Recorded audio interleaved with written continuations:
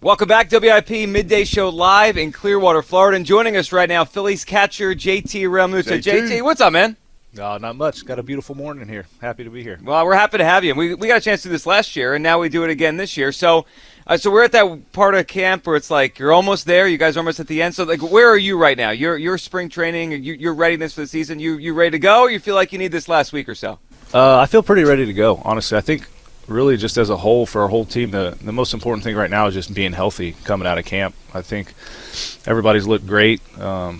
You can tell guys put a lot of work in the offseason, and at this point, just kind of fine-tuning some small things and staying healthy and getting ready to rock. You know, you keep saying staying healthy, and I know last year was the first time you've missed some significant time in your career.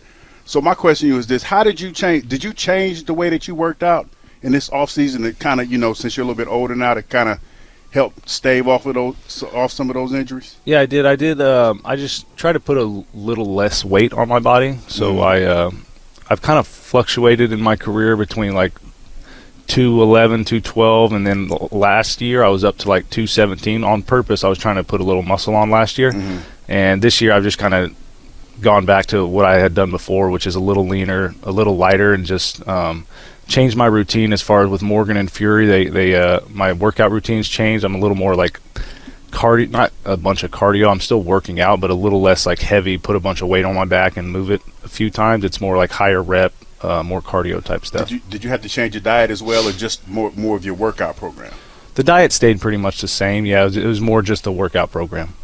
So is this year 7 now for you here? Is this year 7? Yeah, 2019. It is. Yeah, wow, it's gone fast. Yeah, it's insane. Wow, it has. So you've been the catcher for a long time, and we know your contract's up after this season. Has there been any talks? And for you, if there hasn't been, is that something you wouldn't want to do during the season, or are you open if the Phillies come to you to try to make this a thing even more years after this? There have been some talks. Yes, I'm gonna. I'll keep the content of those talks to myself just because I'm more of a private person, but.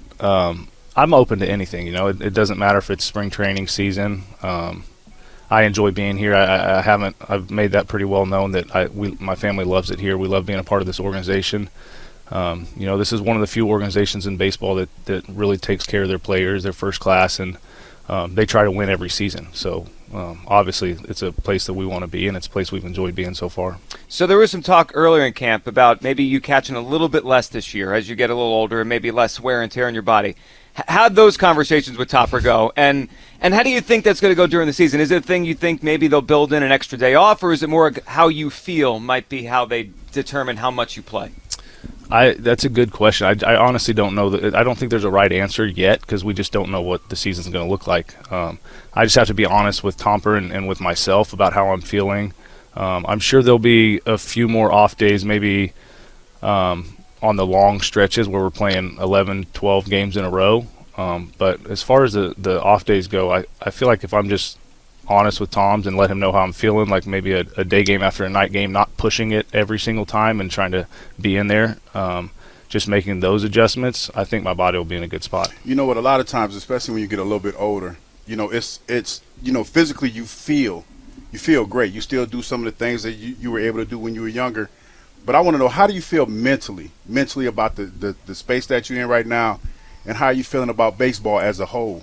I feel great. I mean, honestly, my wife and I were talking about this last week, just how much fun we're still having playing baseball, which is as long as we've been doing it, I still love it. Like, I still love – that's part of the reason I try to play so much, because I don't like not playing. Like, the games where I'm on the bench seem to always last a lot longer and are way more stressful than when I'm actually playing the game. So – mentally, I'm in a great space. I'm still loving it. The guys I play with make it easy as well because it's a lot of fun here, and we enjoy playing together. We enjoy winning together. So I would say mentally I'm as good as I've ever been as far as baseball goes. The next question I have for you is this. When I say JT is going to be playing baseball 10 years from now, how do you feel about that? Oh, 10 years, that's a lot.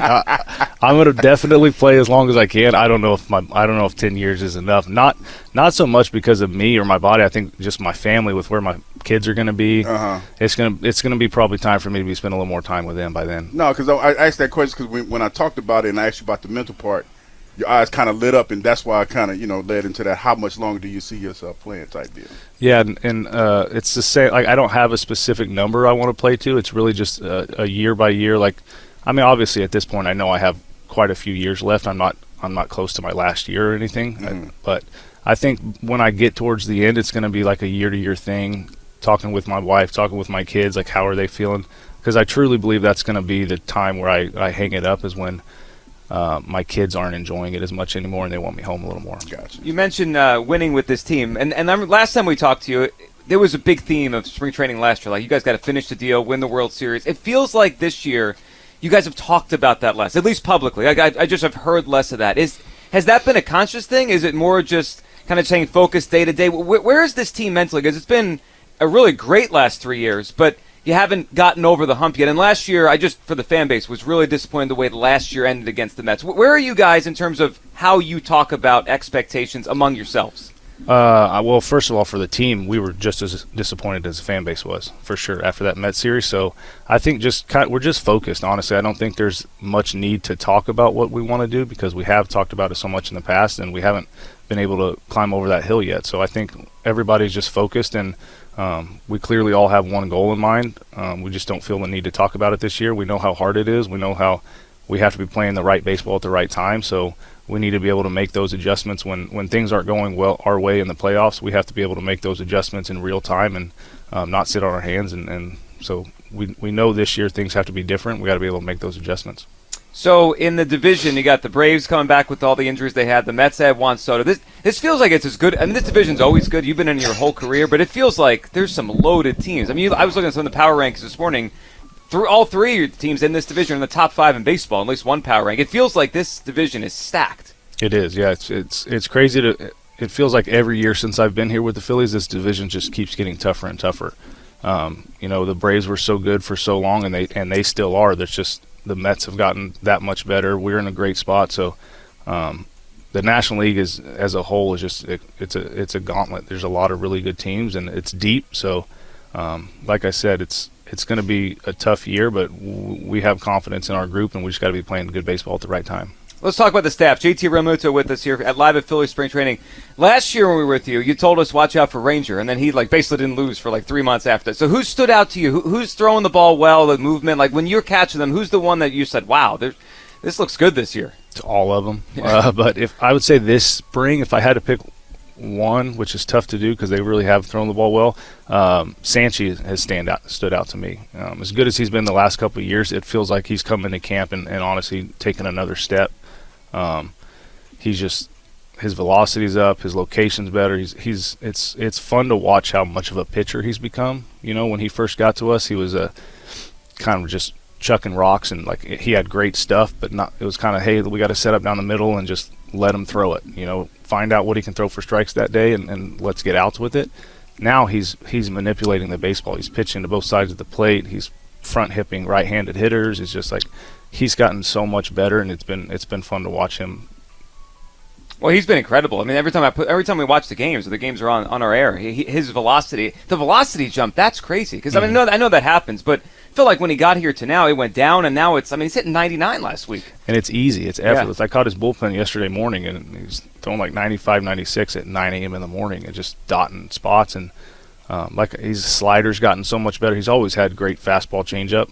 But the command of those two pitches and then adding the slider, I feel like the sliders have been a little more consistent this spring training, so I'm really excited for him in his year. How about offense with the approach? I know there's a lot of talk this year about, last year was about chase, right? And this year it's about approach at the plate and how you guys, trying to hone in that. Is that something that you spend a lot of time on every day? Is it more like this is our philosophy and let's try to do that every day? How for you as a hitter, how is it when the team tries to kind of implement something new offensively as a team?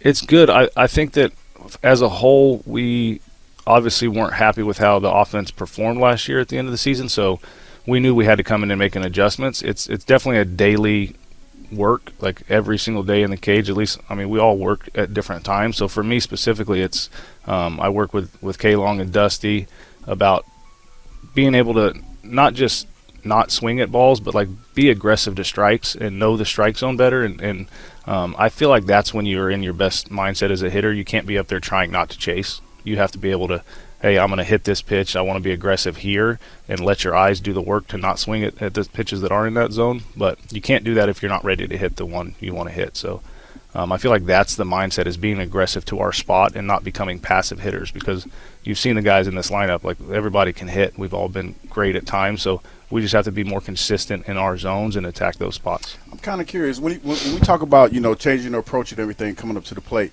how long does it take to adjust to change something like that? It takes a while to, a lot of times when guys are trying to change, and I've fallen victim to this in the past, is they'll take what they're trying to do onto the field and actually thinking about stuff in the game, and that's when all of us, I think, have struggled the most, is when we are trying to make adjustments, we're making those adjustments in game and actually thinking in the box about mechanics or this or that, and all the work has to be done in the cage. You have to do all your thinking, all your working in the cage, and when you go out in the game, it has to be, hey, I got to see the ball and I got to hit the ball. It literally has to be that simple, because you have to be so fast with your decision making. And I know, just speaking for myself, when I've struggled the most in my career, it's been I'm thinking about something mechanical in the box, or like, where's my foot, where's my hands, what am I doing? And at that point, you're already beat because you're behind the 8 ball. Let's end with this. How's the golf game? You walked in here and Hugh mentioned golf. You lit up. How's the golf game? Kyle mentioned golf, and I was just like, golf? Yeah. We're not the biggest golf show. No, Kyle is. no. One time we went to a golf outing. He wore a sweatsuit, so we're not the biggest golf show. I tell you, it's good. It's been fun. We had our golf tournament a few weeks ago with the boys. We had a good time out there, and I tell you, the weather here in Florida's been a little windy for golf, so I haven't played as much, but the golf game's in a good spot right now. Good stuff. JT, good luck this season. We'll be watching. Thank you. Thanks, guys. There he goes. JT Realmuto here on the Midday Show.